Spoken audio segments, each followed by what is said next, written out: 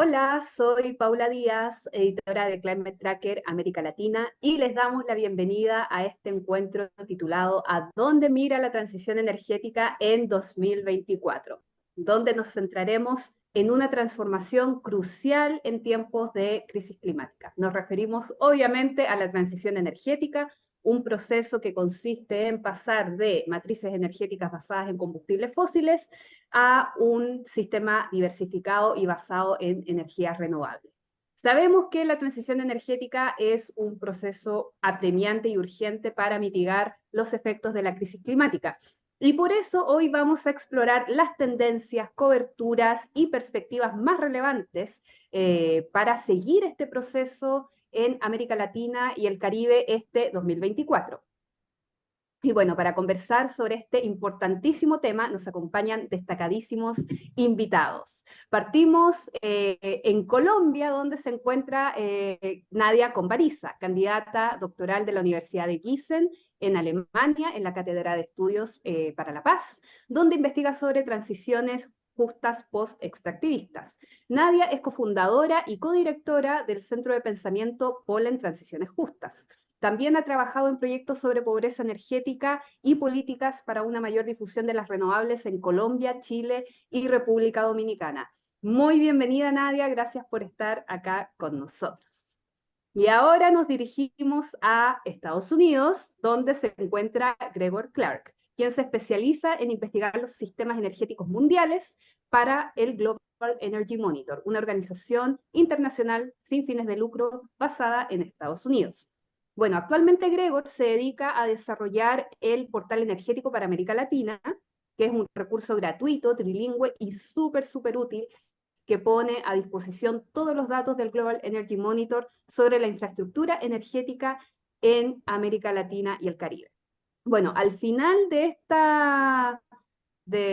esta conversación vamos a dejar espacio para las preguntas, pero de todos modos pueden dejarnos sus comentarios, buenos deseos y preguntas varias en el chat. Pero antes de entrar a conversar con nuestros queridos invitados, vamos a contarles un poco de lo que hemos estado haciendo desde el periodismo climático, ¿no? Justo se me traspapeló aquí el, la presentación. Vamos a partir un poco contándoles de lo que hemos hecho desde el periodismo, considerando el... ¿Por qué me aparece esto? Bueno, como saben, siempre pilla la tecnología, así que eh, estamos acá. Se ve bien, ¿cierto? ¿Me confirman? Sí, perfecto. Ahí se ve la presentación. Ahora sí, ya. Bueno, sobre todo porque, bueno, nos interesa comunicar este tema siempre pensando desde y para nuestra región, y obviamente si es que ustedes siguen a Climate Tracker desde hace tiempo sabrán que nos centramos mucho en este tema. Bueno, justamente porque cuando hablamos de nuestra queridísima región, que es América Latina y el Caribe, eh, tenemos que recordar que nosotros ocupamos un escaño muy relevante y estratégico en el sector energético a nivel mundial, ¿ya? Esto básicamente porque tenemos muchísimos recursos, reservas, yacimientos de combustibles fósiles, y también por tener condiciones privilegiadas para el desarrollo de las energías renovables.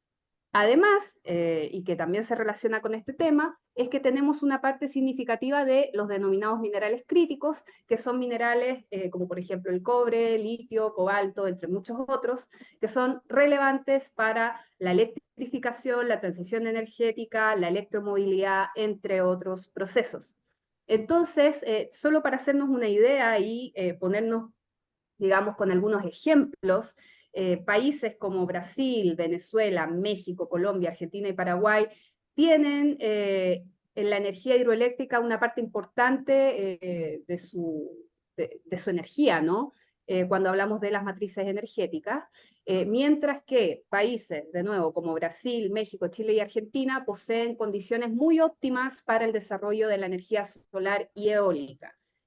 También ahora, si vamos al área de los combustibles fósiles, sabemos que existen yacimientos muy importantes de petróleo y gas, en Venezuela, Brasil, Colombia, Argentina, México, Guyana, y cuando hablamos de minerales, como los que mencionábamos en un inicio, si hablamos de cobre o de litio, obviamente tenemos que hablar de Chile, Bolivia, Perú y Argentina, solo por dar algunos ejemplos a nivel regional de cómo, digamos, se configura este sector energético y asociado a la transición energética en nuestra región. Ahora, eh, también desde una perspectiva internacional, los combustibles fósiles representan alrededor de 2/3 de la matriz energética de nuestra región, ¿ya? Es decir, esta cifra es muy menor al 80% de media mundial, lo que de cierta manera uno podría decir, claro, América Latina y el Caribe está mejor posicionada, no es tan dependiente de los combustibles fósiles, pero en realidad, claro, esto es cuando uno lo mira desde un contexto más internacional, porque cuando ponemos la lupa en los países de nuestra región o en ciertos territorios, obviamente vemos de que sigue existiendo una dependencia de los combustibles fósiles, que sigue fomentándose la industria fósil en nuestra región, con todos los riesgos que eso reviste cuando se trata de la acción climática. Entonces, obviamente, hay muchas cosas complejas que están pasando en nuestra región día a día. Muchas de ellas no son contadas por los medios tradicionales de comunicación o a veces son muy complejas y necesitamos abordarlas desde distintas áreas.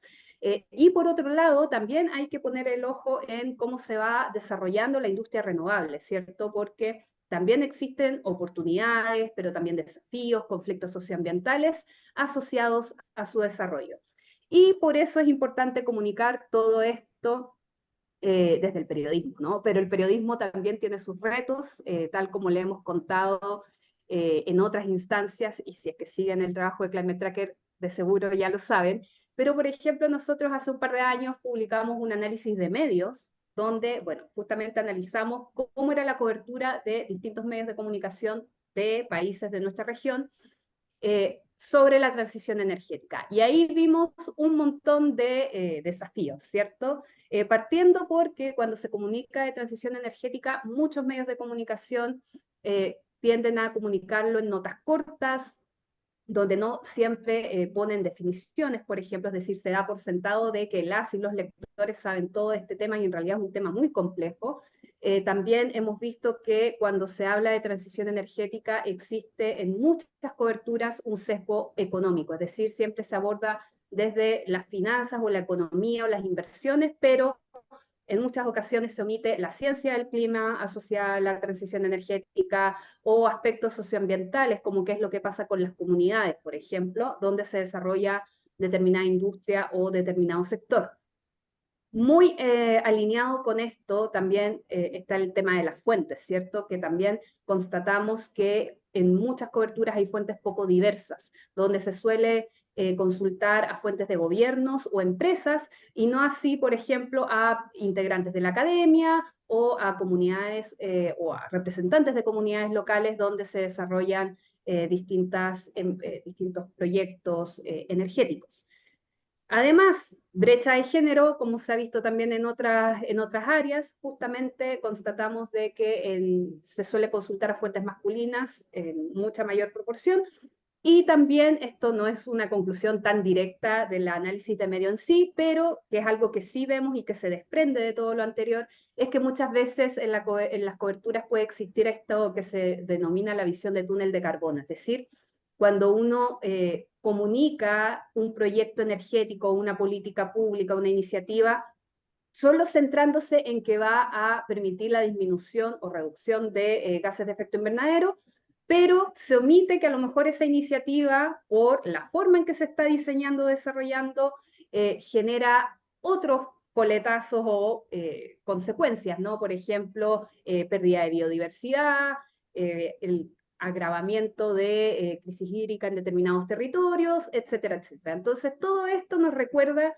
que es muy importante comunicar la transición energética desde distintas aristas, con distintos ángulos, con distintas voces, y con esa inspiración es que nosotros lanzamos ya hace un par de años el programa de mentorías en periodismo climático, que, bueno, justamente se enfoca en transición energética, y que solo, bueno, entre 2023 y lo que llevamos de 2024, hemos tenido a 24 periodistas de 8 países cubriendo historias. Los países son, y aquí que no me falle la memoria, México, Colombia, Venezuela, República Dominicana, Perú, Chile, Argentina, y creo que se me queda uno más, y Brasil, donde justamente hay muchas historias que en ocasiones no son visibilizadas por los medios de comunicación, pero eso es lo que justamente tratamos de revertir a través de este programa.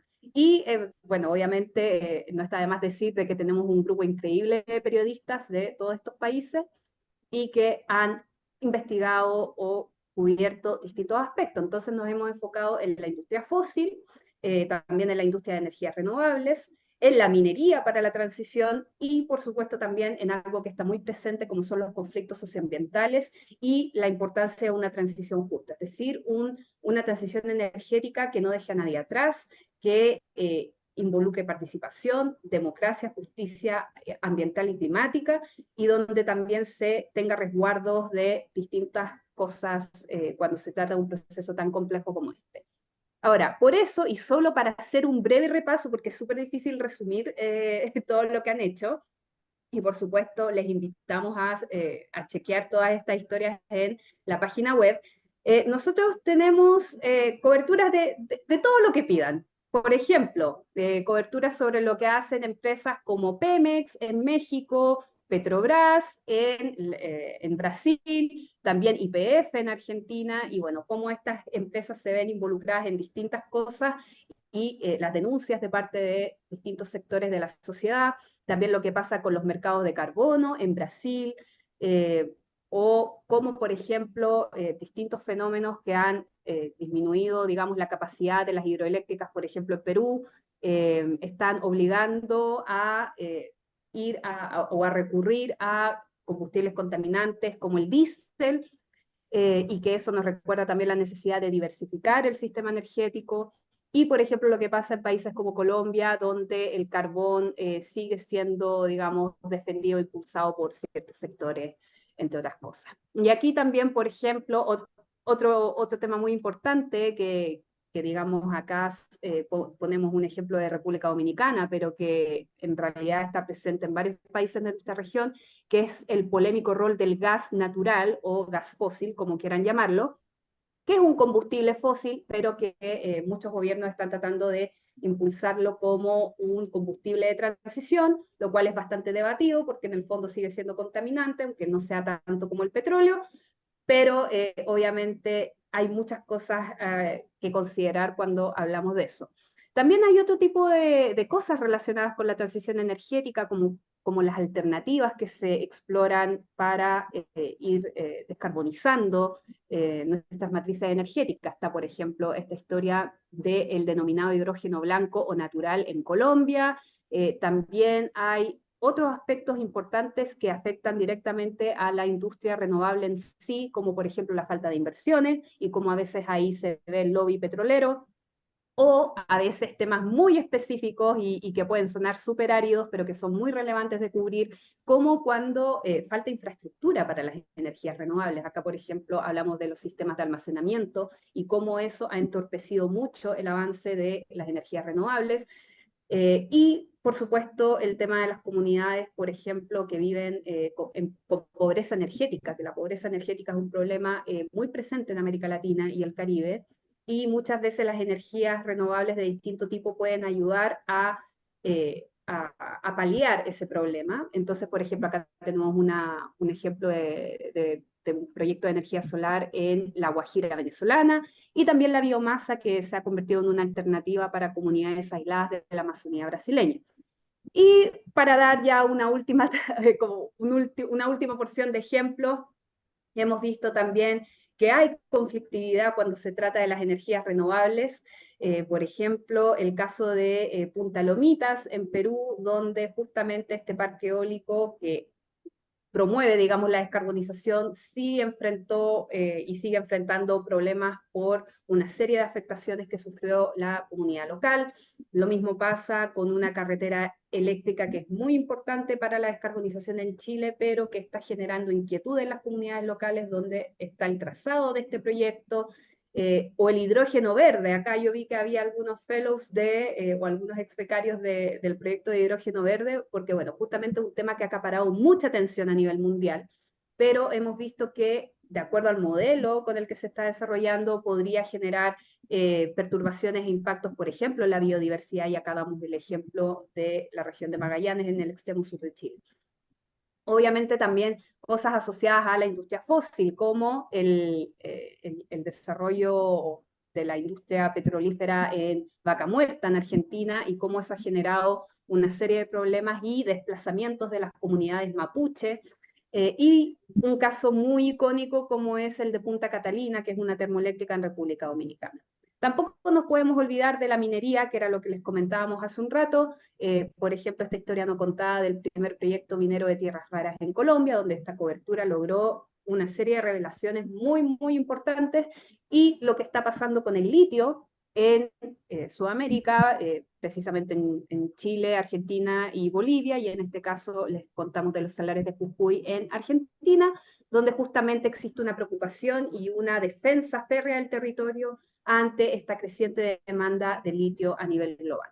Bueno, dicho todo esto, obviamente este es un resumen resumido del resumen, pero de cierta manera nos permite calentar los motores para ver hacia dónde migrar este 2024 cuando se trata de la transición energética. Y para eso entonces vamos ahora sí a lo prometido, que es, digamos, hablar con nuestros queridos invitados.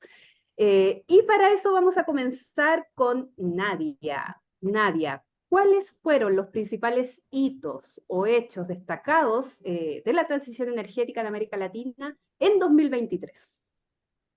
Y luego seguimos con... Listo, muchas gracias, Paula. Y bueno, primero agradecerles por estar en este espacio, por invitarme. Y ahora me voy con ganas de leerme todas las historias que están en la página. Y hablando del año pasado, el 2023 fue un año bastante interesante. Yo creería que inició súper interesante porque el invierno del 2022, inicios de 2023, en Europa estuvo marcado por la guerra en Ucrania, y esto llevó a que los precios del gas estuviesen disparados por las nubes, en especial porque gran parte de estos países decidieron minimizar sus compras de combustibles fósiles a Rusia para no financiar indirectamente una guerra. Y esto llevó también a que los precios aumentaran en el mercado, pero si lo miramos más a fondo, ninguno de estos países realmente cambió sus fechas de salida de combustibles fósiles, y por el contrario, se ve que aceleraron su ambición por ir por renovables para garantizar soberanía energética. Y entonces, si ahora lo miramos en el caso de Latinoamérica, pues esto dejó como en el aire esa pregunta que tú acabas de también nombrar en la introducción, y es, ¿realmente es necesario transitar primero al gas para pasar a las renovables? ¿O podemos simplemente no repetir la historia de Europa y pasar directamente a las renovables? Y justo a finales del 2022, pero tuvo como más auge en 2023, hay un estudio del Programa de Naciones Unidas para el Medio Ambiente, enfocado en Latinoamérica, que se hace esa pregunta de si realmente es una buena inversión transitar al gas. Y bueno, la respuesta a este estudio es que en realidad, si miramos un horizonte a 2050, nos va mucho mejor pasando a renovables, no solo por temas de costos y beneficios económicos, sino pues claramente por la reducción de emisiones y porque se generaría mucho más trabajo. Entonces fue algo muy interesante porque es como empezar a ponerle números a esta idea que empezó a sonar. Y por otro lado tuvimos el primer trimestre del año los reportes del IPCC, que fueron bastante impactantes, y ahí había un mensaje claro de que no podemos seguir explorando el gas, que además nos va a alejar totalmente de esa meta climática tan importante. Entonces, bueno, yo diría que ese fue un hito grande porque puso un tema en discusión que no no se tocaba tanto antes. Otro punto muy interesante en cuanto a las energías renovables que me gustó bastante el año pasado es que se empezaron a asociar la transición energética también a una lucha por la equidad. Y mucho de esto es por el hecho de que las energías renovables pueden ser modulares. O sea, yo no necesito tener siempre el megaparque, cosa que no me va a pasar, por ejemplo, si yo voy por una termoeléctrica. No, no puede una familia o un grupo de vecinos tener una termo por las inversiones que eso implica y por el tamaño. Pero sí puede tener una comunidad, paneles solares e impulsar otras formas de economía. Entonces, digamos que también es la tecnología en sí la que abre un campo de posibilidades y pues la región latinoamericana es sumamente inequitativa. Entonces es como tener una herramienta para pelear por dos cosas al mismo tiempo. Y eso fue algo que muchos de los líderes de la región integraron y que es muy interesante. Y yo creería que el último tema, que es la pregunta de siempre, es cómo lo vamos a financiar. Y hubo dos puntos claves en esto de cara a movilizar dinero a nivel internacional. eh, pues ya se empezaban a ver las experiencias de las alianzas climáticas que se hicieron antes en tema de transición energética justa con Sudáfrica, con Indonesia, con Vietnam. Y la pregunta es, ¿Latinoamérica va a lograr tener una alianza de estas? Pero además mucho es como que sea algo que no nos endeude más, ¿no? Es una región sumamente endeudada y si la financiación son préstamos, pues hasta qué punto es la mejor opción o cómo se va a hacer. Y luego de cara hacia la región es como, bueno, ¿qué dinero ya hay en la región? Y aquí viene todo el tema de impulsar una reforma a los subsidios a los combustibles fósiles, no solo porque los estamos financiando y ahí hay dinero que podría usarse para otras cosas, sino porque además estudios de la CEPAL y bueno, de muchas otras organizaciones evidenciaron algo y es que quienes más se están beneficiando de los subsidios de combustibles fósiles es el quintil más rico de la población latinoamericana. Entonces, no solamente estamos financiando industrias de altas emisiones, sino que además estamos promoviendo mayor inequidad. Entonces, yo lo dejaría en esos temas por mi parte y Importantísimo. Gracias, Nadia. Gregor, ¿qué destacarías tú? Bueno, primero, gracias por la invitación y gracias, Nadia y Paula, por comenzar la conversación. De mi parte, quiero explicar que GEM, la organización para la cual yo trabajo, se dedica principalmente a los datos a nivel mundial sobre la infraestructura energética. Entonces, voy a destacar algunos hitos del año pasado de esa perspectiva. Bueno, como siempre es una mezcla de lo bueno y lo malo, pero comenzando con lo bueno, ha habido un gran crecimiento de energías renovables en América Latina. Brasil y Chile, como siempre, son dos de los líderes, no solo en América Latina, pero en el mundo entero. Y, por ejemplo, Brasil acaba de superar a los 38 gigavatios de capacidad solar operativa e incluso 26 gigawatts de solar distribuido. Entonces, otro ejemplo de las renovables, una novedad en México, el gran parque solar Puerto Peñasco comenzó a operar la primera parte en 2023. Bueno, en Brasil, que es una mezcla de avances y retrasos, se puede decir, pero la deforestación en Brasil está disminuyendo bajo la administración de Lula y también no a las o como se llaman en español, perdón, the auctions, bueno, las subastas de energía para nuevas plantas de gas que se planeaba para 2023, no hubo, porque la administración de Lula está en contra de lo que estaba establecido bajo el gobierno de Bolsonaro. bueno, Colombia y Panamá se unieron al Powering Past Coal Alliance, es decir, que se comprometieron a acabar con el carbón. Y pues del lado de lo malo, varios países siguen apostando fuertemente en los combustibles fósiles, sobre todo Argentina y México, y bueno, Brasil también. Brasil un poco hace de los dos lados más renovables y más petróleo y gas al mismo tiempo.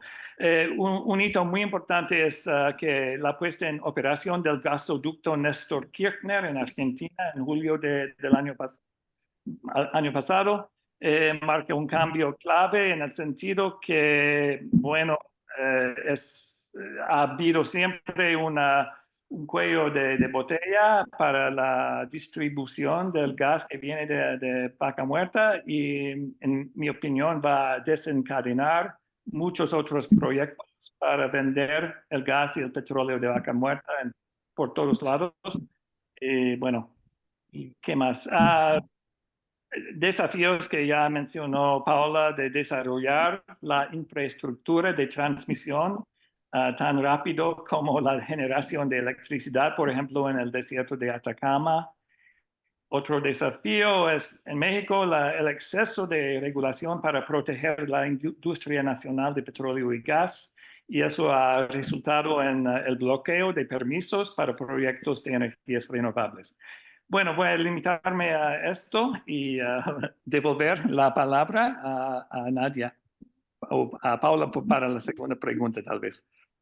Sí, importantísimo. Gracias, Gregory. Esperemos que acá las y los periodistas hayan anotado todos esos datos y proyectos que acabas de mencionar, porque justamente es a lo que hay que hacer seguimiento, ¿no? Pero considerando ya todo lo que ha pasado y si podríamos hacer una especie de balance, ¿cuáles fueron los principales aprendizajes en materia energética para nuestra región? Y sobre todo ya para después ir proyectándolo a 2024. Nadia.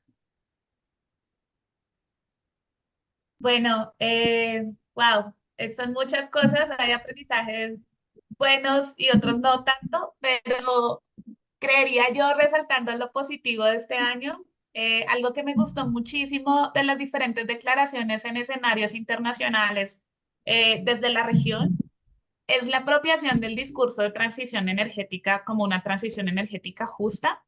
Y es muy interesante porque si uno mira cómo se ha integrado el término de transición energética justa a nivel internacional, es un término que viene principalmente del movimiento sindical. Y cuando uno mira como los primeros mecanismos de transición justa que se desarrollaron en el caso europeo, pero también en Estados Unidos, están muy enfocados a la parte laboral, como que ningún trabajador se quede sin empleo y pueda transitar, pero el año pasado fue muy interesante porque los discursos de transición justa y transición energética justa que vienen desde Latinoamérica no hablan solo de empleos porque nosotros ya estamos en un contexto de alto desempleo y otras, otras situaciones apremiantes. Entonces, fue como una apropiación, más como una reivindicación también en términos de finanzas climáticas, cómo va a ser el dinero para apoyar esta transición. Diversificación económica, y esto es muy interesante porque no solo es el hecho de tener otras fuentes de ingresos o de activación de la economía, pero también tener mayor procesamiento y valor agregado en la región. Esto es algo también interesante y que se pues, vincula mucho, por ejemplo, al tema de los minerales críticos para la transición, porque es como si se va a extraer pues primero que se cumplan salvaguardas sociales y ambientales, pero también que el procesamiento se haga en la región y que si se va a exportar algo tenga mucho más valor y deje más valor local. Entonces, como todas estas temas junto con muchos otros hicieron parte de estos discursos también de acción climática, preservación de los ecosistemas de la mano de un discurso más macro de transición energética, y esto me parece un hito clave porque si uno mira los escenarios donde hay dinero, son los escenarios que hablan de energía y de minería.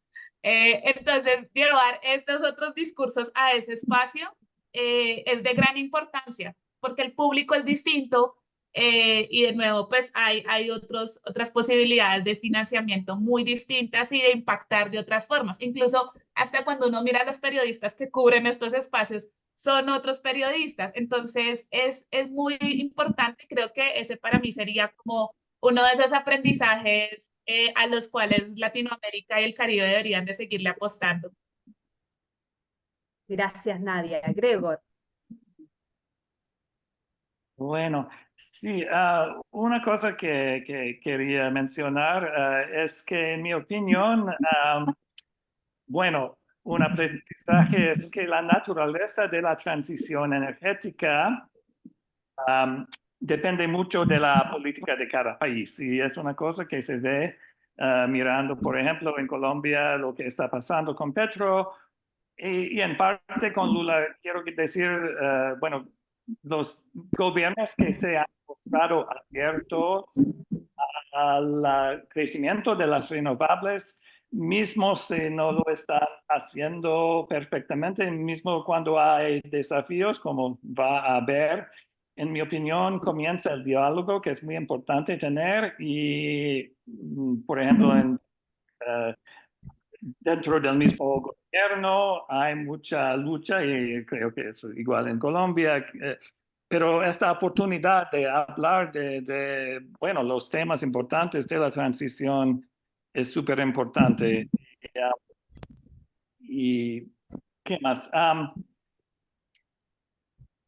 Bueno, sí, no, también la oportunidad de establecer diálogo con otros países que existe en América Latina en este momento me parece muy interesante y sobre todo en el año que viene, que bueno, vamos a hablar de esto después, pero la reunión en Río de Janeiro en noviembre, que será una oportunidad de compartir algunos de los avances que se han hecho en el año pasado y que se debe para el futuro.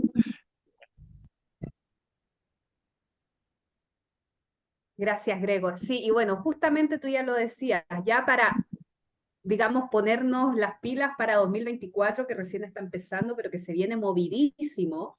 ¿Qué proyectan para este año? ¿Qué podría pasar en nuestra región? Nadia. Bueno, como tú dices, 2024 es un año bastante importante porque el siguiente año, en 2025, los países deben de presentar sus NDC actualizadas, sus contribuciones nacionalmente determinadas, que es como esta ficha del país sobre su ambición en términos climáticos para el Acuerdo de París, como explicándolo de manera muy escueta. Pero pues en últimas, este es el documento donde cada país va a poner con datos, con números y con metas concretas su ambición. Todo lo que dijo el año pasado que quería hacer cada uno de estos países, como contaba Gregor, ahora tiene que aterrizarse en un documento concreto. Y esto es importante porque lo ideal es que sean documentos vinculantes y participativos con la sociedad. Entonces, ¿cómo van a hacer en cada país? Definitivamente, como lo explicaba también Gregor, dependerá de los líderes y la política que tenga el gobierno de turno. Pero también algo muy interesante en esto es que como 2025 la COP va a ser la COP 30 en Brasil, y tenemos pues en Latinoamérica la sede, es un año en el cual se van a empezar a constituir como esas coaliciones, esos mensajes que reúnan esa ambición de toda la región. Entonces es muy importante porque llegar en bloque siempre es más efectivo que llegar solitos y pueden tener una NS genial, hermosa, pero la fuerza que pueda tener esto para impactar y materializarse y sobre todo porque ahora se está apostando porque existan medios de implementación en las negociaciones, o sea, que quede esto concreto y no solamente deberíamos de descarbonizar, sino cómo se va a hacer.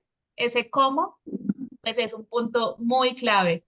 Y eso también pone algo y es que hay que generar portafolios de proyectos concretos acompañados de esas NDC y en términos de esas coaliciones, de esos bloques que se pueden conformar, pues un punto álgido es cómo construimos un mensaje conjunto que nos una, cómo construimos un lema o una meta que reúna a la región. Y esto es algo clave porque por lo menos ya en la región existe el RELAC, que es una plataforma que une varios países, no todos, en términos de ambición climática en energía, pero pues la meta es que la región de Latinoamérica y el Caribe alcance 70% de renovables. Y pues esta meta para unos países puede ser ambiciosa, pero creo que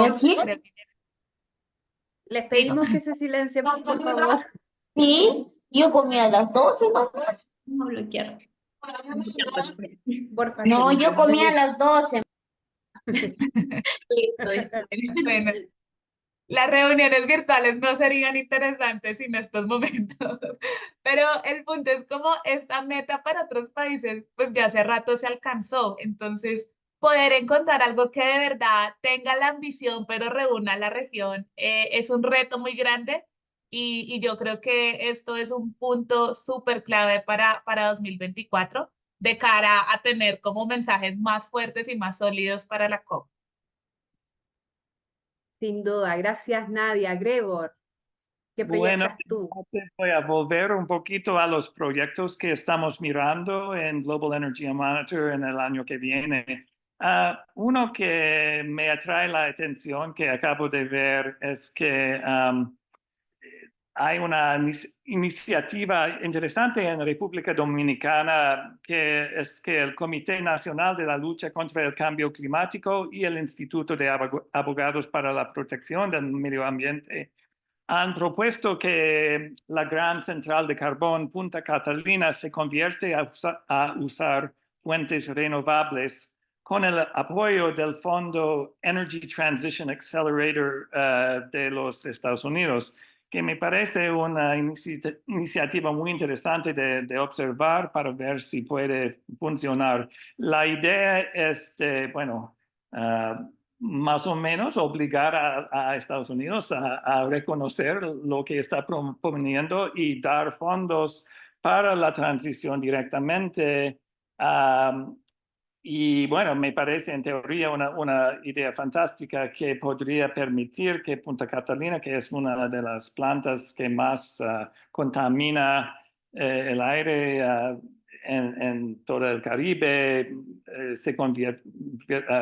que se cierra la primera unidad en 2026 y la segunda en 2028. Entonces es un proyecto que estoy mirando con interés. Y del otro lado de los proyectos de petróleo y gas, es muy importante ver lo que va a pasar en Argentina. Como mencioné, este proyecto del gasoducto Néstor Kirchner que comenzó a operar el año pasado. La idea es que de allí van a construir el segundo tramo, revertir el gasoducto norte para transportar gas en la dirección de Chile, bueno, el norte de Argentina, Chile, Brasil, tal vez hasta Bolivia. Y bueno, si estos proyectos se producen, va a ser una aceleración grande de la producción del petróleo y de otra mano hay uno de los proyectos que, Paula, que mencionaste, que había un artículo de Climate Tracker sobre esto. Hay un gran proyecto de oleoducto Vaca Muerta Sur que va a ser de 700 kilómetros, si no me equivoco, y con una terminal de exportación de petróleo. Misma cosa, hay una terminal de exportación de gas propuesta grandísima en Argentina. Entonces son proyectos que estamos mirando. Y además de esto, hoy mismo en Brasil, New Fortress Energy acaba de inaugurar una gran terminal de importación de gas natural licuado. Es una de varias terminales parecidas que se van a inaugurar en 2024, pero ya hace años que estaban hablando de hacerlo y acaban de lograrlo hoy en Barcarena.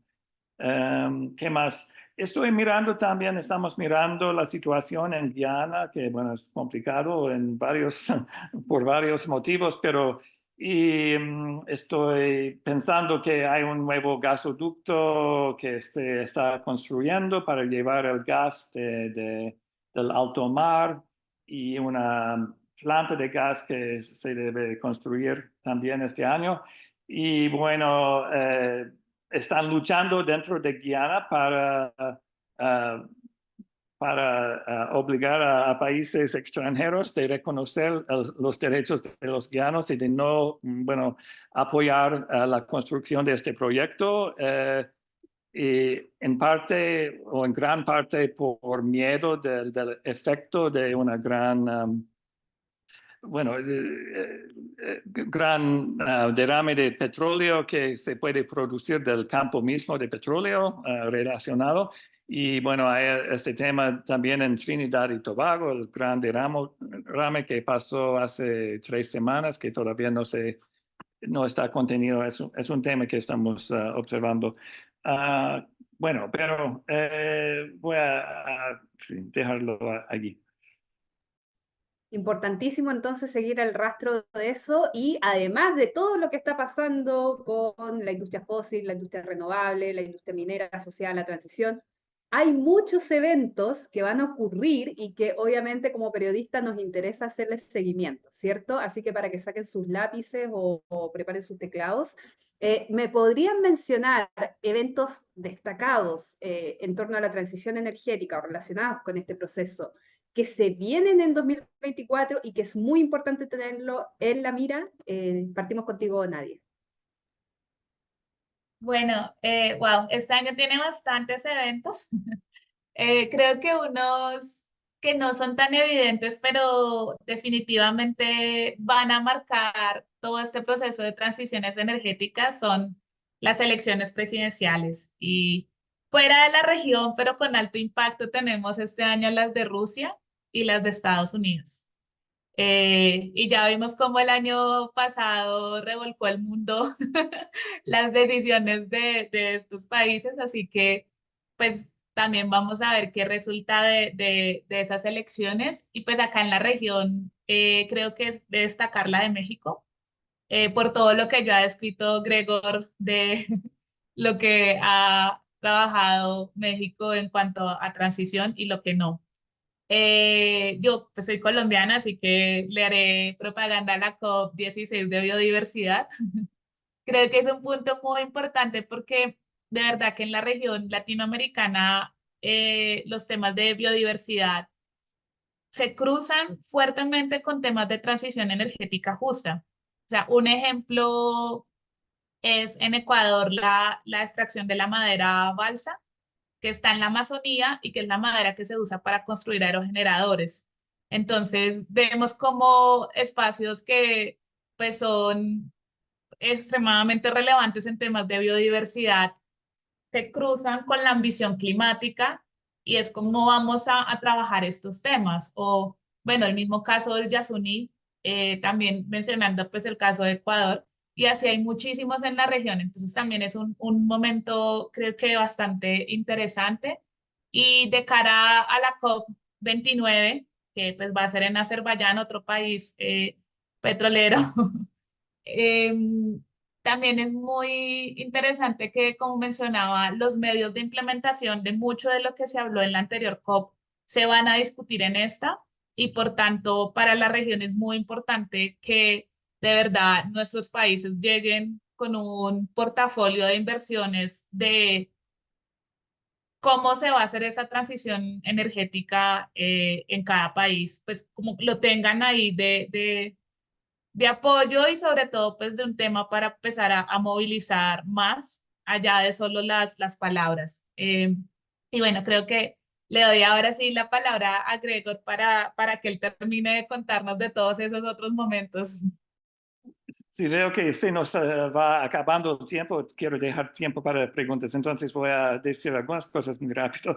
Y bueno, una fecha muy importante, como mencioné antes, es en noviembre de este año, que el grupo G20 va a reunirse en Río y bueno, me parece muy interesante ver Lula ya ha prometido de hablar del potencial de la transición energética en América Latina y la importancia del desarrollo sostenible. Y bueno, estas conversaciones serán muy interesantes. Una cosa que quería destacar sobre México y Estados Unidos, la reciente decisión de Biden de frenar las nuevas exportaciones de gas natural tiene un impacto en las terminales de gas natural licuado planeados para la costa pacífica de México y en algunos casos puede ser que frena esos proyectos también, ya que, bueno, el gas viene de Estados Unidos. Y esto está relacionado otra vez con las elecciones en Estados Unidos. Yo vi en el chat que hay una pregunta sobre, bueno, el posible triunfo de Trump. Ojalá que no, pero bueno, hay que pensarlo y seguramente sería un desastre a nivel climático. Bueno, en varios modos sería un desastre, pero en particular yo creo que él rechazaría a todos los avances. Bueno, los avances de Biden no son tantos, pero ha sido mucho mejor que los 4 años de Trump antes y si gana, en mi opinión, va a ¿cómo se dice? Retirarse nuevamente del acuerdo de clima de las Naciones Unidas y en términos de financiamiento, no, otra vez los Estados Unidos deberían hacer más. Biden debería estar haciendo más, pero Trump haría aún menos. ¿Y qué más? Y me interesan mucho también las elecciones en México para ver lo que, bueno, si Claudia Sheinbaum vence cuál dirección tomará, será más continuando la política de AMLO o en vez de eso ya tiene tanta experiencia como ingeniera, como experto en temas sí, de tecnologías renovables y eficiencia energética puede ser muy bueno o no, no sé, pero es una cosa que estoy mirando. Bueno.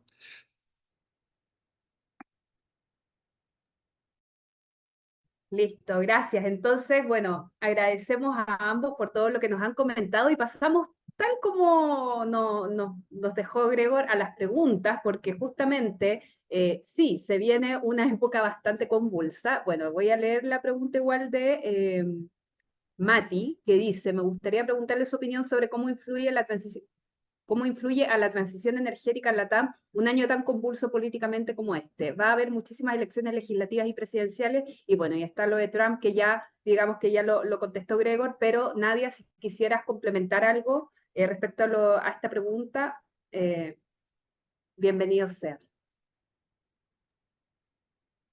No, realmente creo que Gregor lo explicó muy bien y el escenario, el mejor escenario no es el soñado, pero pues el otro es mucho más grave, así que pues también esperaríamos que ojalá no sea Trump quien gane porque abiertamente en temas climáticos ha puesto una barrera gigante hasta el punto de negacionismo. Entonces sería una situación compleja, pero eso no quiere decir que no tengamos que prepararnos también para algo semejante. Exacto. Bueno, les aprovechamos de recordar que hagan sus preguntas, puede ser por chat o pueden levantar su mano virtual. Y mientras tanto, mientras se animan a hacer preguntas y para que aprovechen a nuestros queridos invitados, aquí Guillermo nos dice, claro, el caso de Perú, los proyectos de minería de cobre y la minería ilegal acentúan los conflictos sociales en comunidades costeras, andinas y amazónicas. Mientras se propaga el discurso estatal de la transición, también el gobierno alinea en ministerios claves como energía y minas y ambiente a agentes de la inversión, activando puertas giratorias al servicio del extractivismo. En el sector de hidrocarburos se mantiene una tendencia de nuevos intentos por explotar petróleo en zonas marino-costeras. Exactamente, súper importante seguir todo lo que está pasando en Perú. Y bueno, tenemos una pregunta de Iván que dice, ¿en qué incide para la transición energética las elecciones generales de la Unión Europea? ¿Quién quiere responder? Nadia, Desmútense, ya, Gregor. dejo la palabra a Nadia para la pregunta sobre el Perú, si estás dispuesta.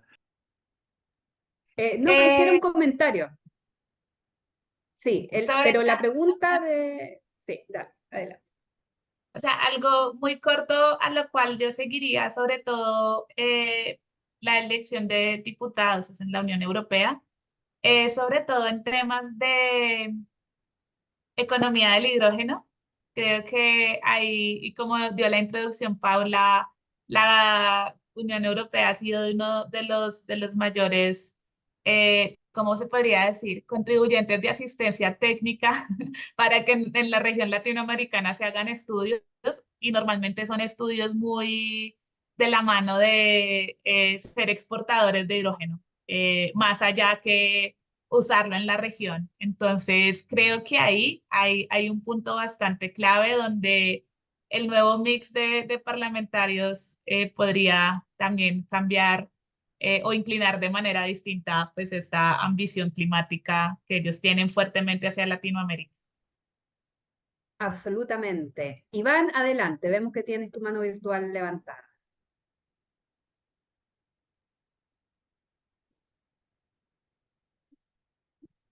¿Estás ahí, Iván?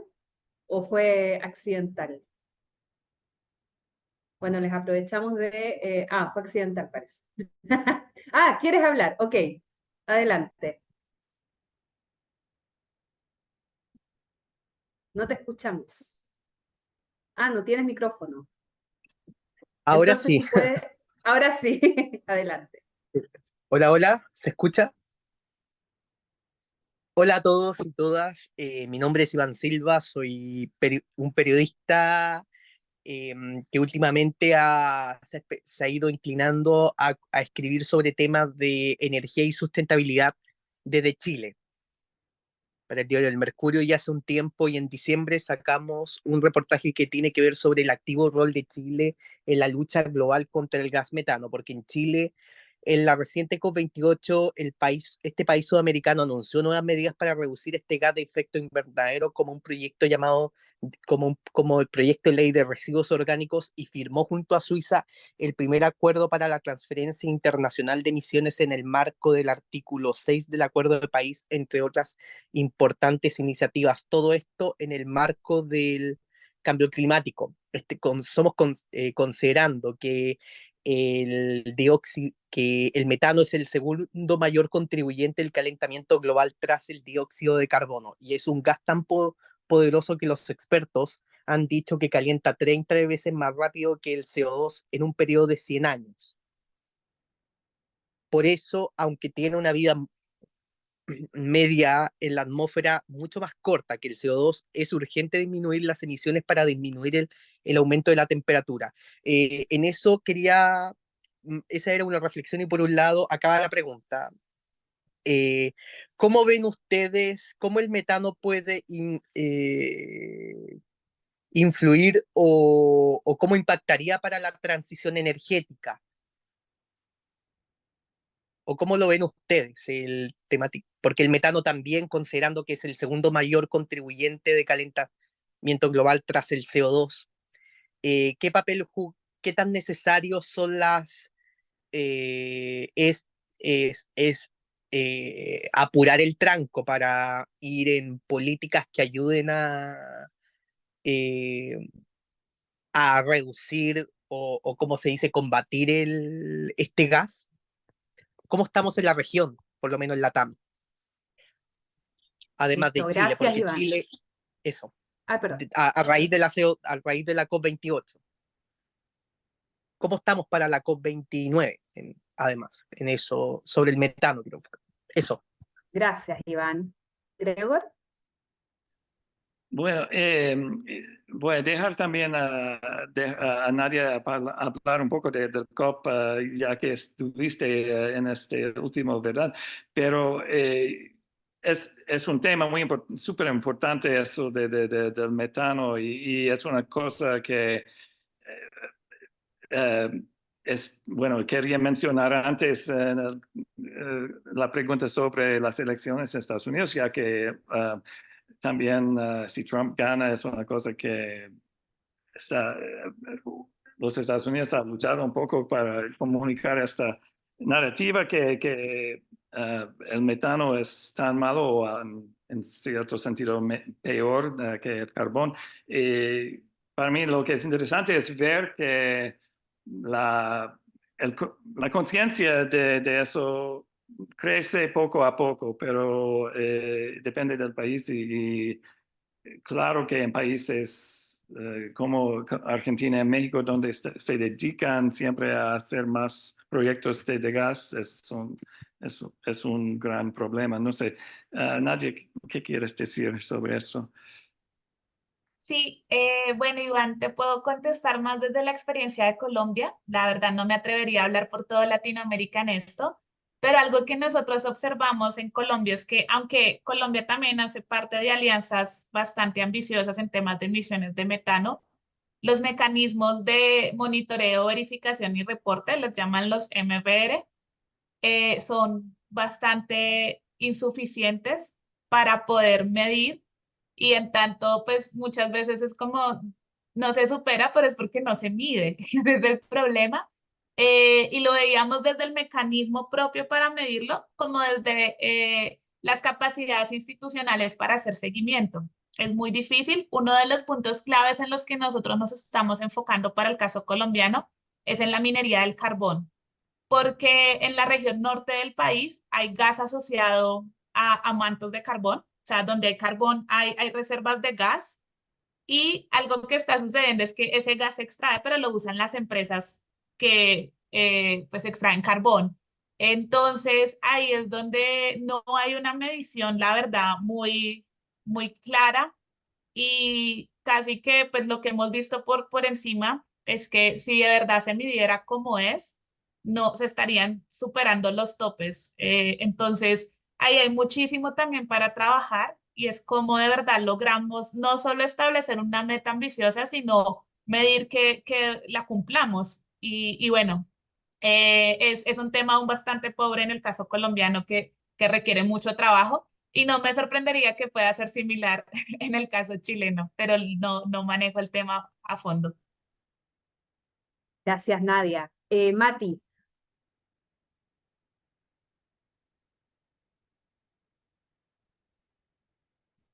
desmuteate si puedes.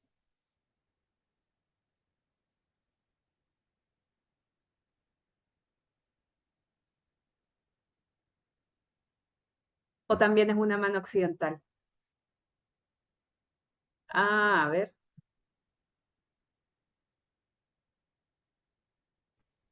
Ahí, ¿me escuchan? Ahí sí. Ahí sí. Hola, hola a todos. Matías, vivo en Buenos Aires, soy mexicano, así que también comparto esto de de que México y Argentina son los que más invierten en gas. Me pesa. Pero bueno, más allá de eso, yo les quería hacer dos preguntas que me parece que están conectadas. Una de ellas tiene que ver con el financiamiento de la transición energética. Y que me da la impresión, bueno, no me da la impresión, es un hecho que América Latina depende entera, o sea, depende muchísimo de todos los financiamientos internacionales que, como ya sabemos, son necesarios, pero que siempre son insuficientes. Eh, Siempre hay promesa de más financiamiento y esto en muchos casos detiene estas transiciones energéticas. Por ejemplo, en Argentina, por una cuestión tal vez de más desequilibrio financiero que de financiamiento, dejó de recibir ciertos insumos que requería para implementar más energías renovables o más componentes para el desarrollo de las energías renovables en la matriz eléctrica. Se estancó en un 13 a 15% desde el gobierno de Alberto Fernández y hasta ahora no ha habido avance. Yo me pregunto si hay algunas otras estrategias en las que estos países pueden implementar para impulsar estas transiciones, no sin necesidad del financiamiento externo, pero que no sean tan dependientes, que no los detengan tanto. Y a esto va mi segunda pregunta, que en realidad es una discusión muy abierta que tuve con colegas, pero que tiene que ver con el rol de las empresas estatales de petróleo o energéticas dentro de la transición energética de estos países. Si existe algún rol en esta transición energética, ¿cuál sería y cuál podría ser, si ustedes tienen alguna opinión formada al respecto?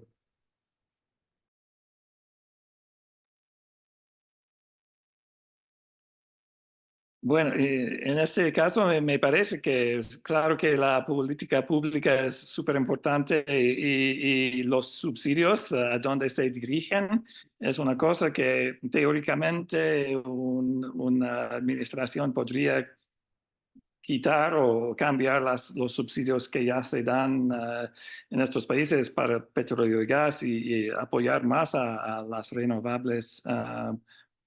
Y bueno, para el tema también del financiamiento desde afuera, yo sé que dijiste no ibas a hablar tanto de esto, pero me parece una parte clave del mensaje de Lula en esta reunión del COP20 que quiere transformar la operación de las instituciones financieras internacionales para tener tasas más justas para permitir, bueno, sí, el desarrollo sin la deuda permanente.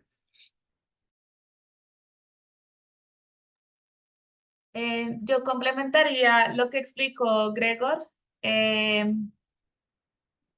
Hablando, bueno, primero, como lo decía él, hay financiamiento en la región, porque me estás preguntando como otras estrategias, ¿no? Estoy hilando más allá de lo que normalmente conversamos, pero a mí me parece fundamental la reforma a los subsidios a los combustibles fósiles, porque en la región ya hay dinero, solo que está mal ubicado. Entonces, ¿cómo poder reubicar lo que ya tenemos de manera más estratégica? Creo que es fundamental, no solamente en términos de descarbonización, sino también de promover equidad. Y de cara a la financiación externa, que creo que nunca va a ser suficiente para todo lo que tenemos que hacer, y sobre todo las responsabilidades que hay detrás de eso.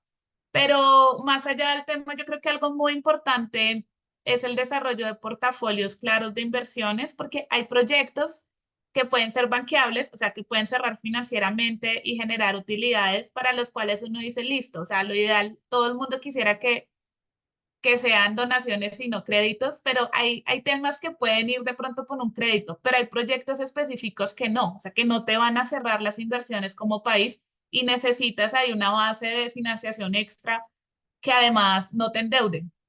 Y hay otros, además, pues como explicaban, por ejemplo, los de infraestructura. Tú puedes tener el parque eólico solar, puedes tener muchas cosas, pero hay temas puntuales que te habilitan que lo otro puede aportar en la forma en que lo estabas pensando. Entonces, esos cuellos botella requieren financiación más urgente u otras cosas y todo esto se desarrolla para cada caso generando un portafolio muy claro de qué tipología de financiación es la que me conviene para ese proyecto en particular y cuál es más urgente porque muchas veces lo urgente pues desplaza lo que es importante y luego terminas con infraestructura varada porque no puedes usarla debido a otras cosas. Entonces yo creo que ahí eso es fundamental. Y respecto a la segunda pregunta de las empresas estatales, me parece muy interesante esta pregunta y justo hay una organización que se llama TUED, creo que es Trade Unions for Energy Democracy, sí, como uniones sindicales por la democratización energética, y ellos tienen toda una teoría de varias formas de democratizar la energía, y una de ellas es como en estos proyectos de gran escala donde pues va a ser muy difícil pensar que comunidades pequeñas los van a poder desarrollar y tener propiedad sobre ellos o ejercer como agencia por medio de la propiedad. Ellos hablan de las empresas estatales como una forma en que la sociedad puede ejercer la democracia. Hay como, pues toda una rama de la literatura, pero te invitaría, si te llama la atención ese tema, a revisarlo porque de facto una empresa estatal no representa a la sociedad civil solo por ser estatal, pero podría ser un mecanismo si va acompañado de otras formas más transparentes y deliberativas de participación. Entonces, es toda una rama en transición energética que puede ser muy interesante explorar. Interesantísimo. Muchas gracias a ambos. Gregor, ¿querías agregar algo? Solo pensaba también de un ejemplo en México de los ejidos solares, que es la iniciativa climática de México ha desarrollado un proyecto que instala paneles solares en varios ejidos en el norte de México, que no sé de dónde vienen los fondos, pero me parece un ejemplo muy interesante de observar, que es más comunitario en su naturaleza. Sí, tiene un énfasis más en la comunidad y no en los grandes proyectos. Muchas gracias a ambos. Bueno, nos hemos quedado súper cortos de tiempo, pero tenemos espacio para una pregunta más, así que Guillermo, adelante, por favor. Sí, muy.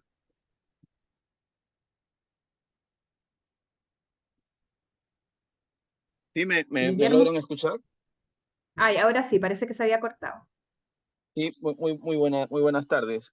Sí, y yo quisiera insistir en el tema del Perú, que es de donde estoy comunicándome, porque para nosotros, bueno, nosotros hemos logrado entender y con mucho miedo, con mucho temor y desafío de que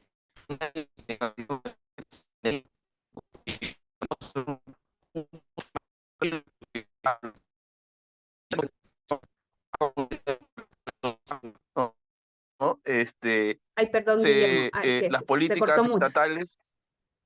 Perdón, adelante.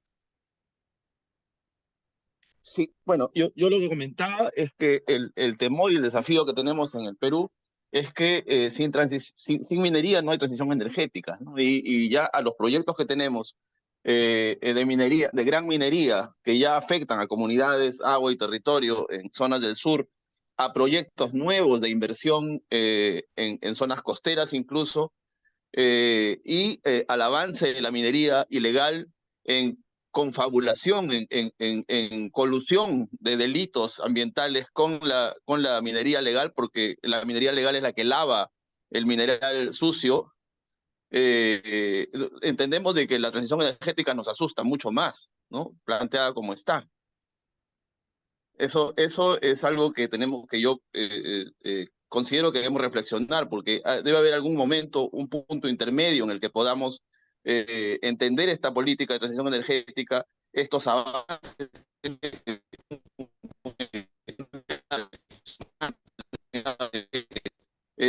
acceso a la justicia y a la construcción de paz, que no lo vamos a encontrar mientras tenemos esta ventana de transición energética que promueve más minería de cobre, más minería que contamina, más minería legal asociada a la minería ilegal en afectación gravísima de derechos ambientales, territoriales de comunidades del país.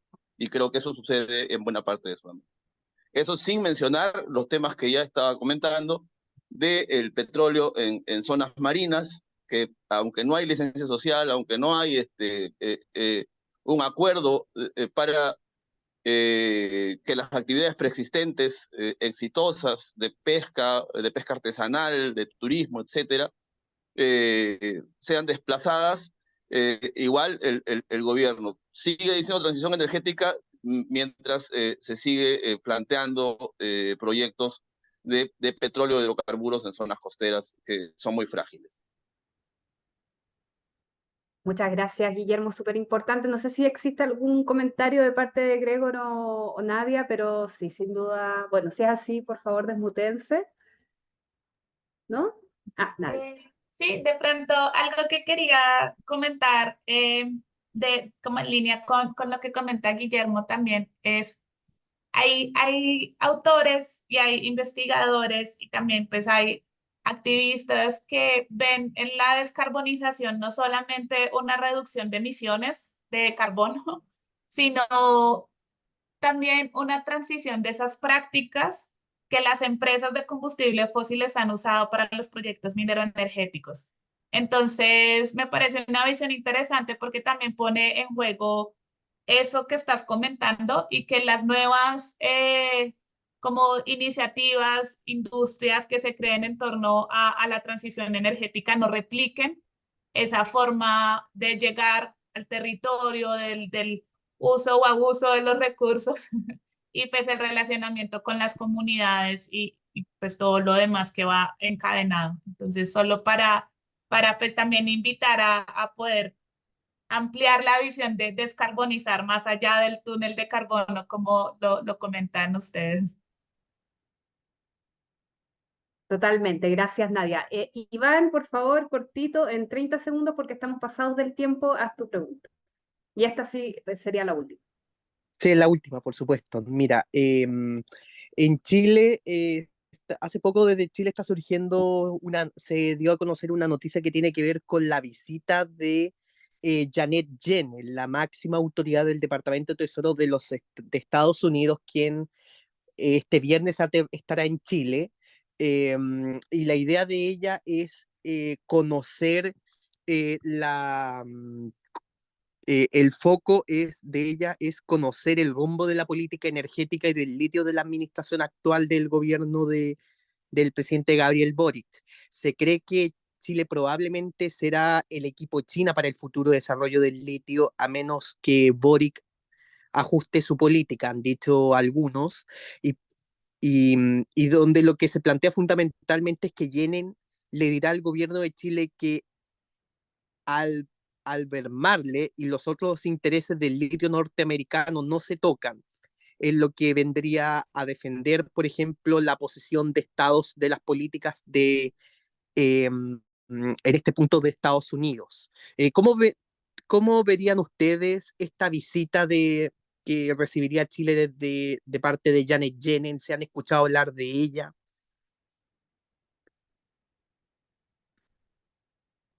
¿Y qué repercusiones podría tener? ¿Consideran que en otro país también vaya también a conocer, por ejemplo, las políticas como de energía limpia, del litio, no solo de Chile, sino también de otros países de la región? Eso, si es que no sé si fui claro. Gregor.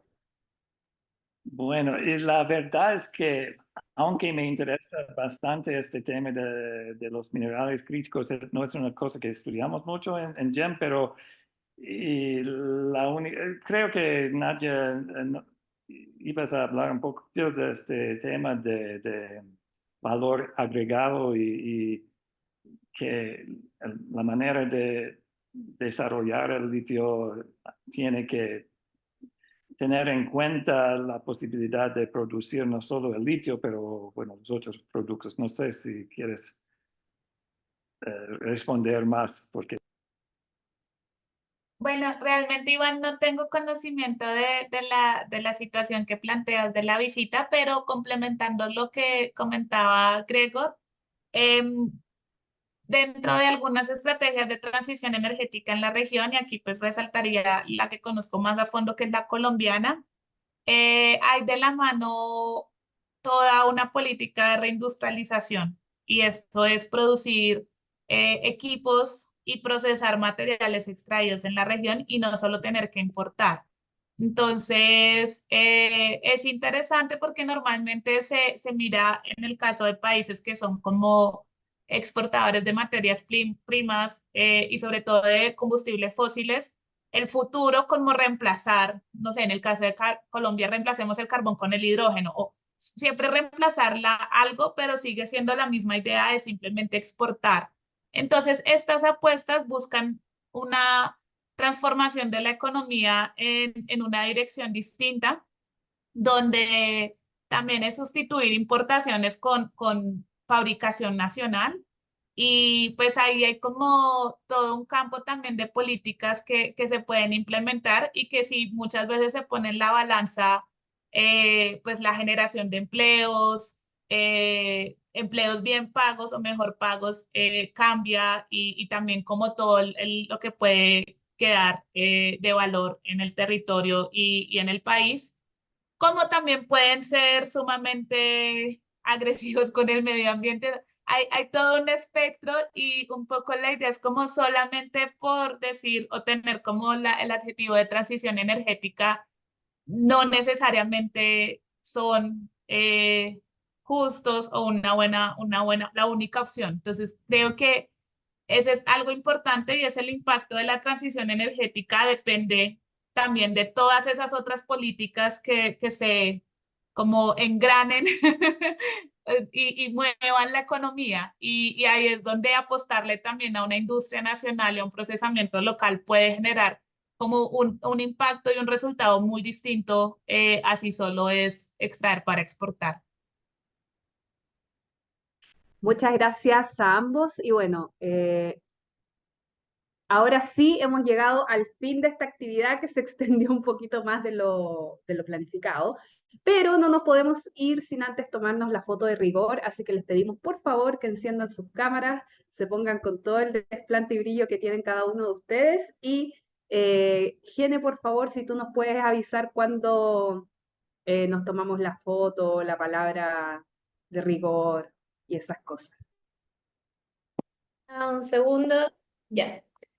Ahí estoy viendo que están desbloqueando la cámara. Bueno, pueden decir, no sé, transición energética a la de 3. Eh, ya, voy a esperar unos segundos porque veo que ahí se están desbloqueando algunas cámaras más.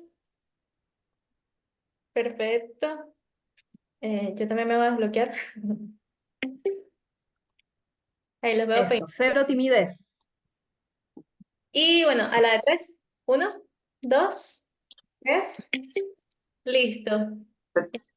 Listo, ahora sí. Muchas gracias a todas y a todos y por supuesto a nuestros queridísimos invitados Nadia Convariza y Gregor Clark. Ha sido un gusto compartir. Esperemos que estén súper motivadas y motivados para cubrir la transición energética y nos vemos en un próximo encuentro. Así que por favor estén atentos a todas nuestras informaciones que compartimos por nuestras plataformas. Que estén muy bien. Hasta luego. Muchas gracias. Adiós. Todos. Cuídense.